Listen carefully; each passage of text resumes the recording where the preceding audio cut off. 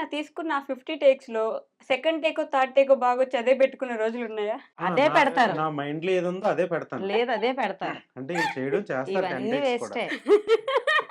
అంటే అదే 10 పెడతారు. టేక్స్ చేస్తారు. హ్మ్. నా మైండ్‌లో ఒకటి ఉండిపోద్ది. అదే పెట్టుకుంటారు. అదే ఎందుకు పెడతారు. ఇద్దరు అదే ఒక్కటేసారి చెప్పారు అదే అనానిమస్‌గా పెడతారు. అదే పెడతారు. మిగతావన్నీ వేస్టే కదా! చెప్తాడు కూడానా. మేము ఎన్ని చేసినా నువ్వు అదే కదా డాడీ పెడతావు అది పెట్టుకోవచ్చు కదా అంటారు. కానీ ఇంకా బెస్ట్ వస్తదేమో అనేది ఒకటుంటది గదా! కర్ర పెట్టుకుంటారు ఓ పక్కనే. సీరియస్‌లీ. అరుపులు కూడా ఉంటాయి. వామ్మో!